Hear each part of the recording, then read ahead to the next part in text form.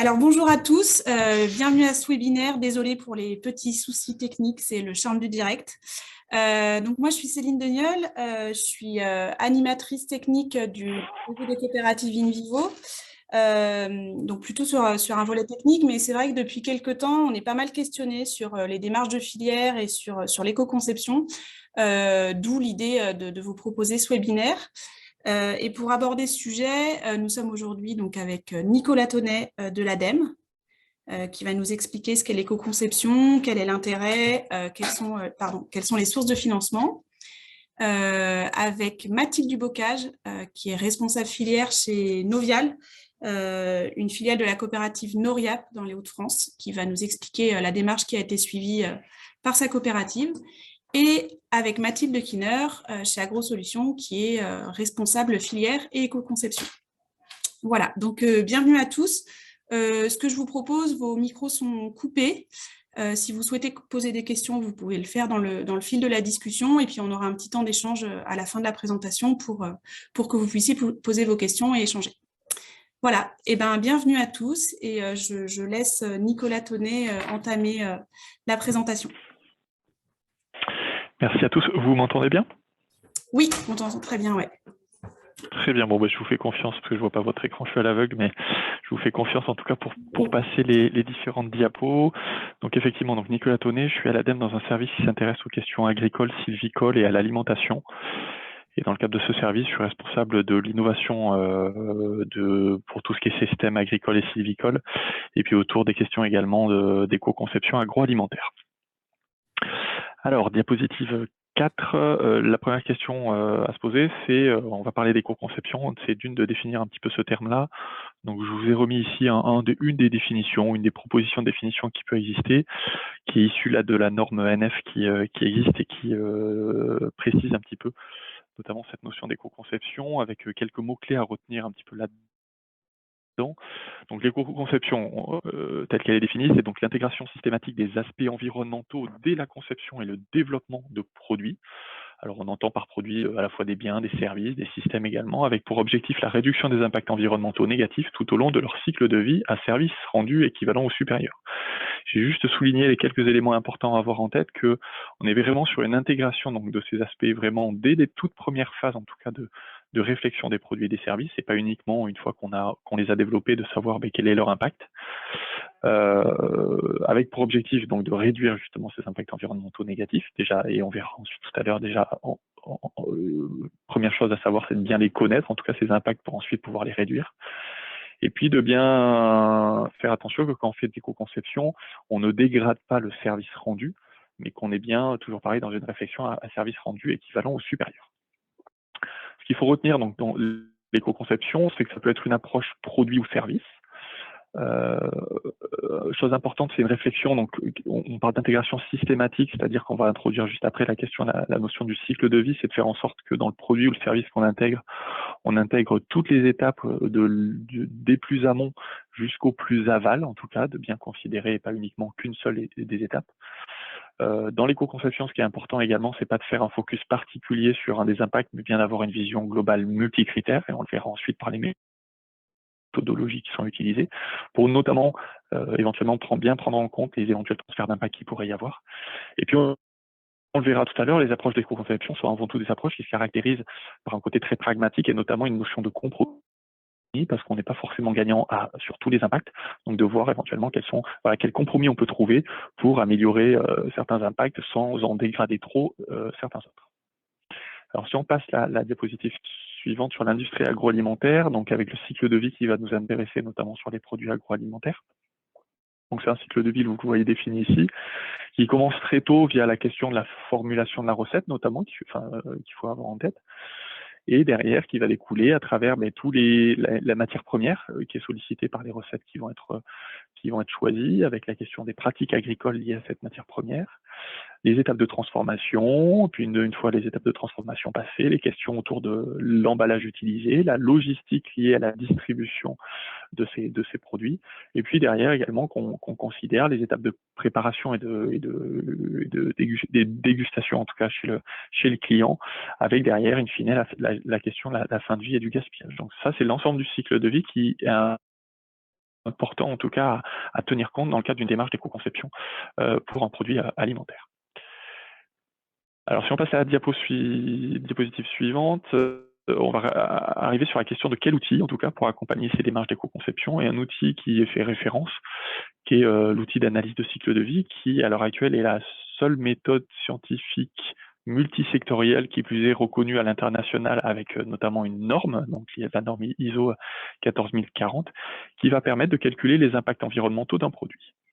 Donc ce que je vous disais, donc c'est une méthode qui est partagée et préconisée aux différentes échelles nationales et internationales, qui va permettre de prendre en compte toutes les étapes de la chaîne alimentaire, comme on vient de le voir, hein, de la production agricole jusqu'à la transformation et même la consommation et puis la gestion de la fin de vie, comme on dit à la fourchette, et puis qui a pour ambition également de couvrir l'ensemble des enjeux environnementaux. Donc là, j'en ai cité quelques-uns. Il y a 14 indicateurs qui sont définis au niveau européen, certains de façon plus robuste que d'autres, mais pour autant, en tout cas, ça permet d'avoir un regard suffisamment global, aussi bien d'un point de vue émissions de CO2, participation au phénomène d'eutrophisation ou d'acidification, d'impact que ça peut avoir sur la consommation de ressources, que ce soit consommation d'eau, que ce soit consommation notamment d'énergie non fossile.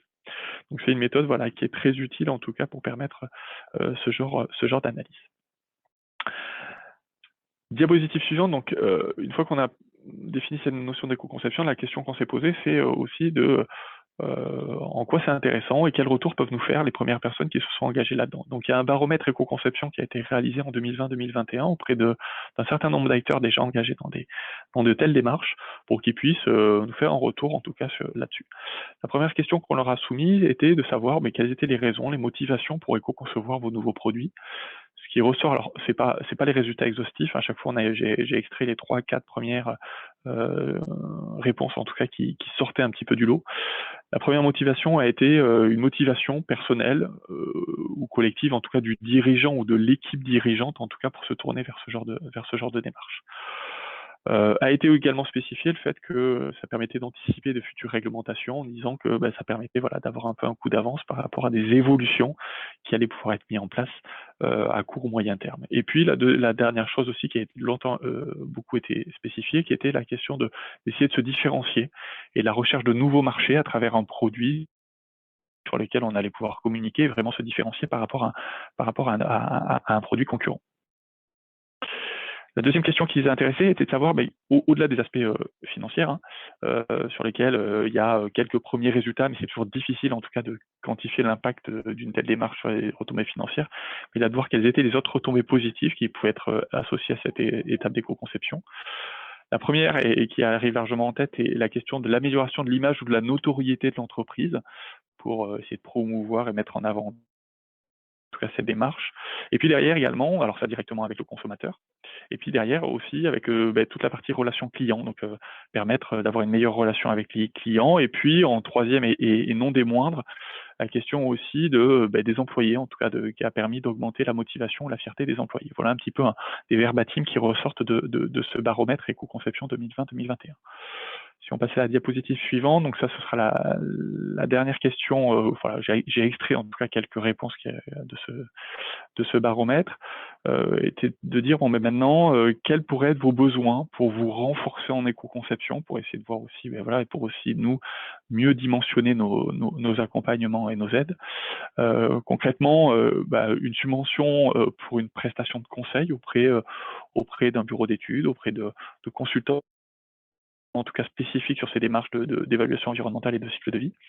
Et puis également aussi, au-delà des aspects purement environnementaux, de pouvoir être accompagné sur une méthode de comptabilité des impacts économiques de l'éco-conception. C'est toujours un sujet qui est difficile à appréhender, sur lesquels il est difficile d'avoir des données quantifiées.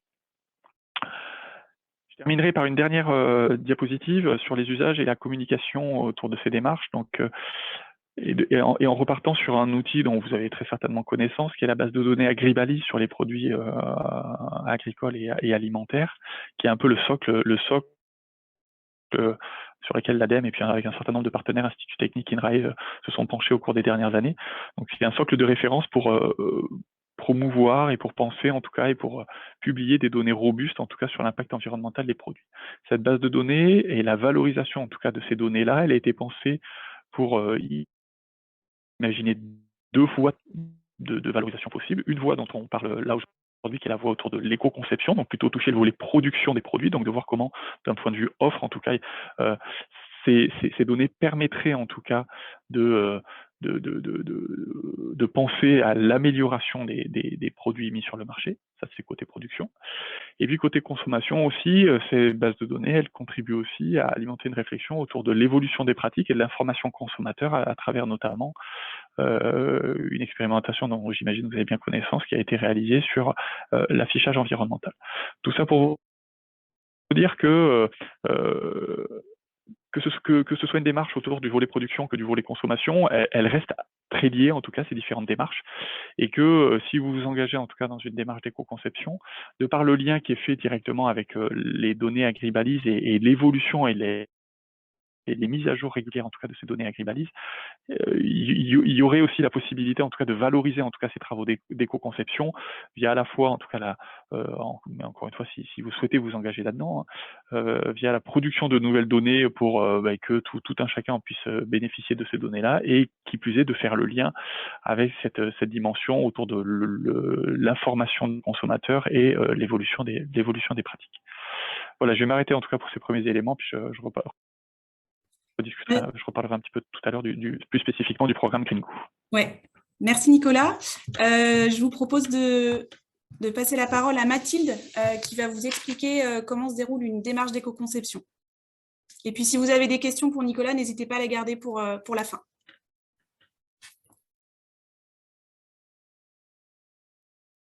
D'un projet d'éco-conception. J'espère que vous m'entendez bien, sinon n'hésitez pas à le mettre dans le chat. Alors, un projet d'éco-conception en général s'articule. Et comme l'a précisé Nicolas, la première étape, c'est vraiment de faire ce diagnostic environnemental, de bien connaître en fait les performances du produit ou de la gamme qu'on cible dans ce projet d'éco-conception. Donc là, on parle donc d'une ACV, d'une analyse de cycle de vie sur ce produit pour identifier les enjeux et les leviers clés à activer pour améliorer les performances environnementales. La deuxième étape, après cette photographie initiale, ça va être d'identifier des pistes d'amélioration. Ici, on est vraiment dans une phase d'idéation, une phase assez créative sur base du diagnostic, de construire des pistes de solutions pour s'améliorer. Une phase importante dans cette étape 2, ça va être de hiérarchiser et prioriser toutes les pistes, toutes les idées qu'on aura pu avoir selon des critères, le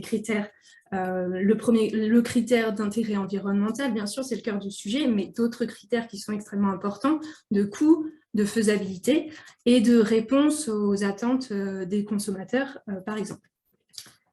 Étape 3, on va modéliser en fait les pistes qu'on aura identifiées comme les plus pertinentes sur le sujet. Donc en fait, on va travailler à modéliser ces pistes d'amélioration et on va reprendre la CV initiale du produit et on va la transformer en incluant ces pistes d'éco-conception pour observer l'impact qu'ont ces actions sur les performances environnementales du produit. Ici, l'objectif, c'est de valider en fait l'intérêt environnemental des pistes qu'on aura sélectionnées. Ensuite, on entre dans une phase de mise en œuvre, une fois qu'on a validé les pistes les plus pertinentes. Donc, ça se traduit comment concrètement par une évolution de certains process, des évolutions dans les choix d'approvisionnement, dans les itinéraires techniques culturaux, s'il y a des filières assez intégrées sur le produit. Ça va être aussi parfois des évolutions de recettes quand on est sur un produit transformé, des choix en termes d'investissement. Voilà, donc tout un tas d'actions qui sont mises en œuvre. Il y a un point important dans cette phase-là, c'est un travail qui peut être mené pour pérenniser en fait cette démarche dans l'entreprise. Parce qu'un projet d'éco-conception, c'est comme on l'a dit, un projet qui a une approche produit. Donc on va sélectionner des produits sur lesquels on va travailler plus spécifiquement. Et c'est à cette étape-là qu'on peut s'interroger sur comment on étend en fait cette démarche à d'autres produits de l'entreprise, à d'autres gammes, pour finalement améliorer les impacts sur l'ensemble de l'organisation. Et Voilà. Donc ici, vraiment, cette idée de pérenniser. Ça peut aussi se traduire dans un dialogue aussi avec la stratégie RSE de l'entité, de l'organisation, pour introduire ces idées d'éco-conception à ce niveau-là. Dernière étape, la partie valorisation, où là, on est sur l'idée de valoriser à la fois la démarche qui a été engagée, mais aussi éventuellement finalement les bénéfices qui sont générés à l'échelle du produit, et donc communiquer par exemple sur des réductions d'émissions de gaz à effet de serre par rapport voilà, un projet sans éco-conception. On a un gain environnemental, voilà, à communiquer sur ce gain environnemental qui peut se traduire donc par des réductions d'émissions de gaz à effet de serre, des réductions des consommations d'eau, etc. Donc ici, le sujet de la valorisation dans les structures peut-être de coopératives se pose aussi par rapport à la communication avec les adhérents, et ça peut être aussi des démarches qui peuvent être valorisées auprès des adhérents. Donc un projet d'éco-conception, voilà, c'est des projets qui peuvent être menés sur 1 à 2 années, c'est très variable selon les gammes ciblées. Alors, ouais, diapo suivante. Au niveau donc ce qu'on appelle les facteurs clés de succès, pour de tels projets, rapidement, déjà, la démarche, elle se veut collective, tant pour la partie diagnostic que pour la partie identification de pistes d'éco-conception et mise en œuvre. Donc, c'est important d'inclure différents métiers de l'entreprise, parce qu'en fait, c'est une démarche vraiment transverse. Et donc, pour donner un exemple, en fait, quand on travaille quand on a une réflexion sur des changements de recettes sur un produit, pour améliorer l'impact environnemental. Voilà, ça peut, par exemple, pour un biscuit, se traduire par l'intégration de légumineuses à la place de céréales. Et ben, en fait, là, on a intérêt à inclure dans les réflexions très en amont la R&D, la RSE, mais aussi le marketing par rapport aux attentes consommateurs et les services qualité. Donc voilà, il y a vraiment un sujet à inclure dans des ateliers de réflexion différents métiers. Et on peut aussi envisager d'associer des fournisseurs et des clients dans la démarche.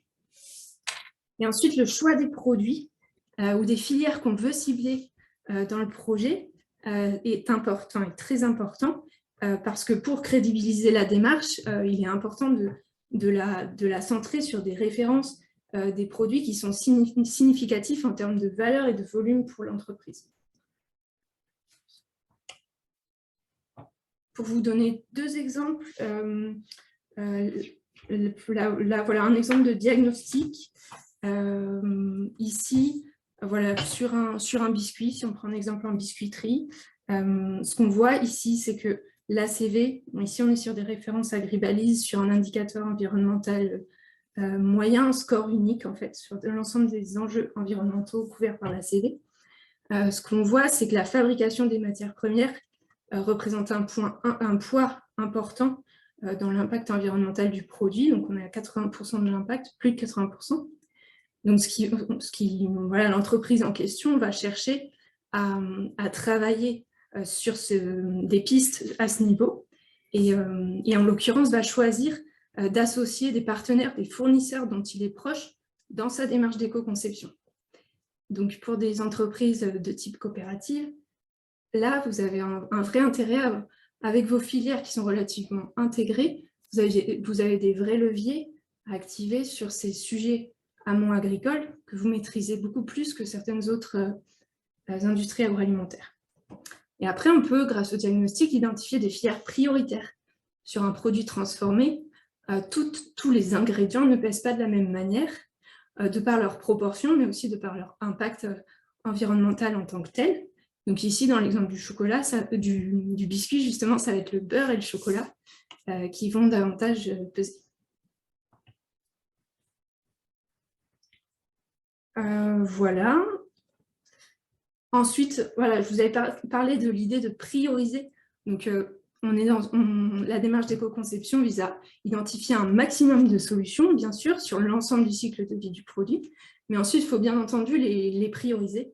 Et ça, c'est un exemple d'outil qu'on peut utiliser pour travailler à prioriser les pistes selon leur intérêt environnemental. Donc, c'est la taille des bulles ici sur le graphique, ou leur coût de mise en place, donc l'axe vertical, la facilité de mise en œuvre. Et là, on peut sélectionner les pistes qui nous semblent les plus pertinentes à partir de cet outil. Merci Mathilde. Nicolas, je vous redonne la main pour parler plutôt du financement et de l'accompagnement qui est proposé par l'ADEME. Oui, tout à fait. Donc, diapositive 17. Effectivement, donc, on a été initié depuis, donc, dans cette logique-là de promotion et d'accompagnement, en tout cas des acteurs des filières alimentaires, sur ce type de démarche, un programme, donc, le programme Green Go, vers la performance environnementale de vos produits alimentaires, qui a pour objectif, alors au-delà de juste utiliser une méthodologie bien particulière, de faciliter et d'accompagner les entreprises, ou en tout cas tout acteur d'une filière, de la filière des filières alimentaires, à intégrer la question de la performance environnementale au cœur de sa stratégie de développement. Dans le sens où on observait que pour ces qu'il y a des considérations techniques autour de la formulation, des considérations économiques évidemment, mais que la question de l'amélioration et de la réduction de l'impact environnemental des produits n'était pas forcément un critère de premier niveau, en tout cas pour orienter la stratégie de développement. Donc c'est surtout ça l'objectif premier, en tout cas, de ces démarches. Et pour pouvoir intégrer ça, l'idée est d'aider les entreprises justement à se doter d'indicateurs pertinents et d'une compétence interne. C'est aussi un point qui est important aussi dans les projets qu'on souhaite accompagner, que ce soit pas juste un projet one-shot avec une relation classique avec un bureau d'études, un prestataire qui va faire une étude et pour lequel il va forcément y avoir un partage de connaissances et compétences très fortes, mais vraiment qu'il puisse y avoir du temps consacré à l'entreprise pour comprendre un petit peu la réflexion, les méthodologies utilisées, et que ça puisse au long cours, en tout cas, lui servir dans une orientation post-projet vers de nouveaux choix techniques en amont de décisions ou au moment de choix structurants. Donc c'est vraiment ça la philosophie qu'il y a derrière cette question-là.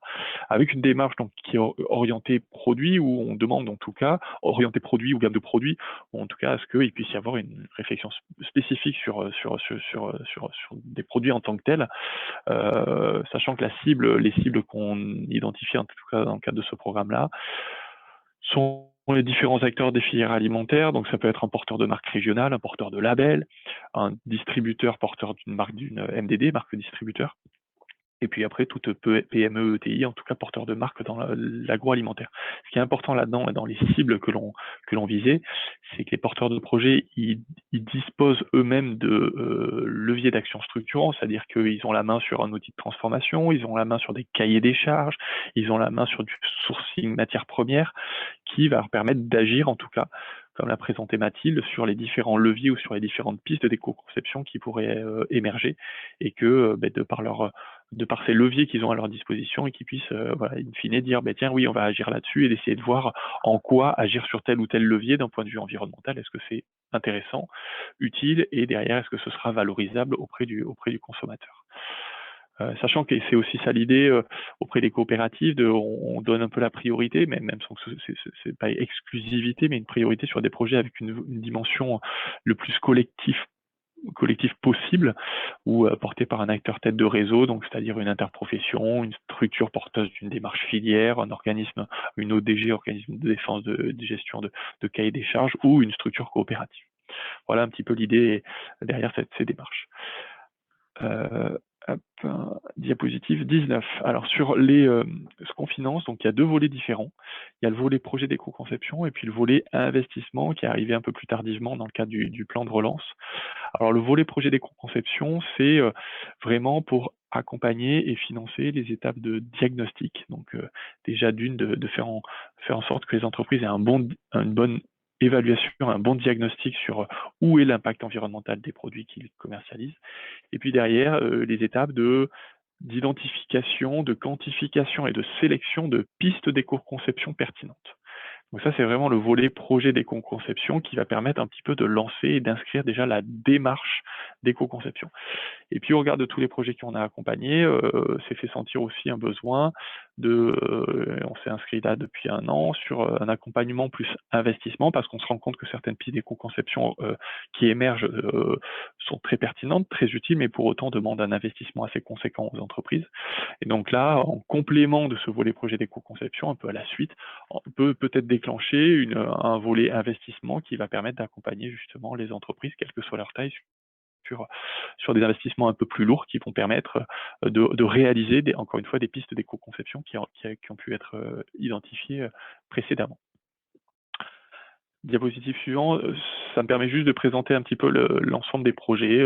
C'est pas complètement exhaustif, mais vous savez, une grosse partie des projets qui sont accompagnés à l'heure actuelle au niveau de la France. Vous voyez que c'est réparti un peu partout, sur plein de filières différentes. On avait l'exemple à l'instant des biscuits, mais on s'intéresse également aux filières animales. On s'intéresse avec des acteurs très différents, que ce soit des petits, des moyens ou des grands groupes, ou que ce soit avec des porteurs de marques, notamment, je pense à ce qu'on développe avec la marque Saveurs de Normandie ou Saveurs en Or dans les Hauts-de-France, avec des distributeurs porteurs de marques de distributeurs. Enfin voilà, on a tout un tas de porteurs divers et variés. Donc n'hésitez pas à nous faire part en tout cas de réflexions que vous pourriez avoir dans le cadre de ces démarches. Je terminerai juste mon propos par la dernière slide avec un dispositif que l'on met à la disposition de tous, qui est un MOOC qui avait été publié en 2019 et qui maintenant est accessible sans forcément la difficulté du format MOOC. Là, il est accessible par tout le monde à n'importe quel moment de la journée ou de la nuit et en accès libre et gratuit, qui permet en tout cas d'avoir accès à des vidéos et des témoignages d'entreprises qui se sont engagées dans des démarches d'éco-conception. Et c'est un MOOC qui permet de préciser voilà, ce qu'on entend par analyse de cycle de vie, éco-conception, qui permet de préciser quelles sont les différentes actions d'éco-conception qui peuvent être menées et qui permettent de préciser aussi quelques premières actions qui peuvent être mises en place au niveau du sourcing, de l'amont agricole, de la transformation. Voilà, c'est un MOOC à destination des professionnels du secteur agroalimentaire pour faire une première formation, en tout cas de vous ou de vos équipes, avant de vous engager concrètement dans un projet au sein de votre entreprise, mais voilà, d'avoir une première approche sur ces différentes notions qui seront regardées et balayées dans le cadre d'un projet d'éco-conception.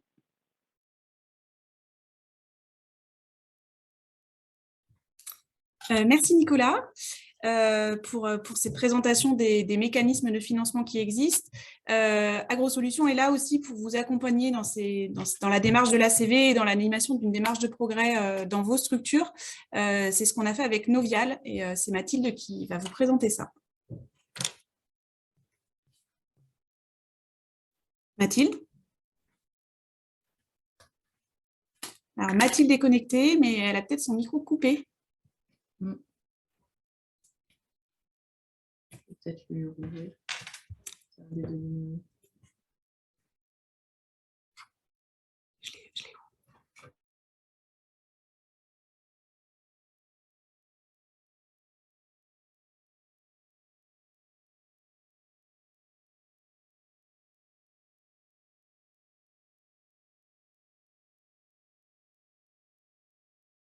Sur son tel, je pense. Mais du coup, Mathilde?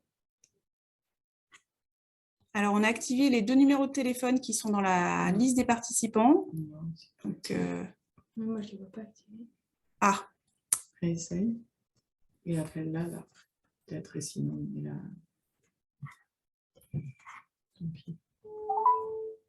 Bon, on essaye de la joindre par téléphone, du coup, pour qu'elle puisse participer de cette façon. Désolée. Oui, Mathilde, on va te mettre en haut-parleur, ça te va? Ouais, c'est ça. Allez, à tout de suite. Ça y est, t'es en haut-parleur. Alors, c'est bon, Mathilde nous a rejoint un haut-parleur. Mathilde, on vous laisse la parole pour présenter la démarche qui a été suivie chez Novial. Bon, ben, merci, désolée pour ces petits problèmes techniques.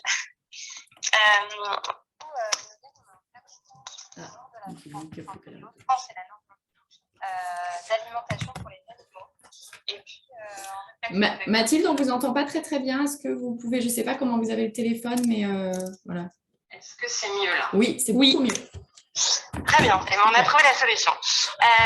Du coup, ce que je vous disais, c'est que Novial, on a un fabricant d'alimentation animale sur les Hauts-de-France et la Normandie. Et puis, en concertation avec d'autres acteurs de nos filières, on réfléchissait à comment on pouvait faire un œuf plus vertueux ou un litre de lait plus vertueux.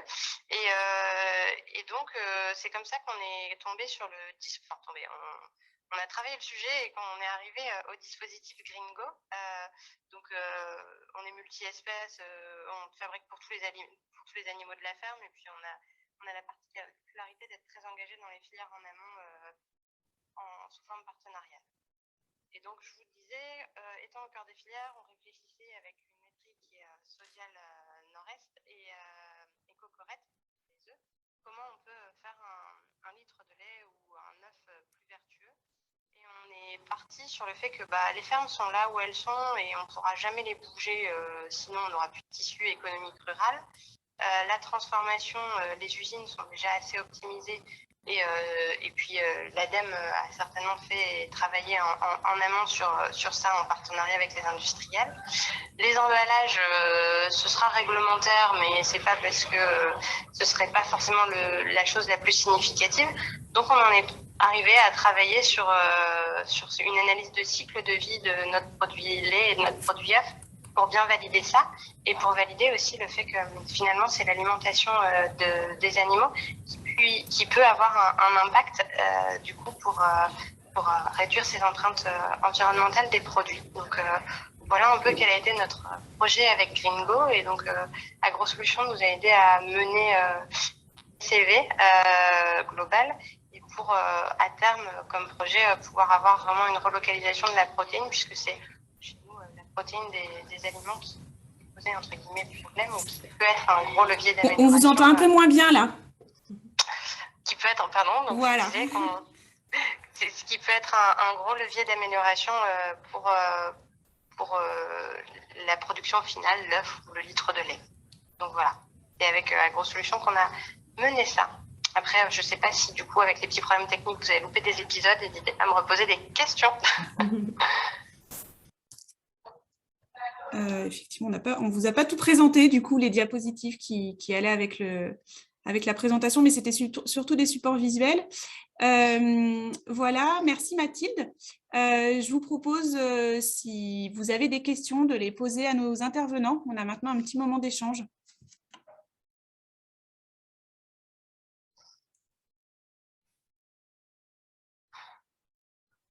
Alors, n'oubliez pas que vos micros sont coupés. Hein. Si vous souhaitez intervenir, il faut d'abord réactiver vos micros ou alors poser vos questions dans la discussion.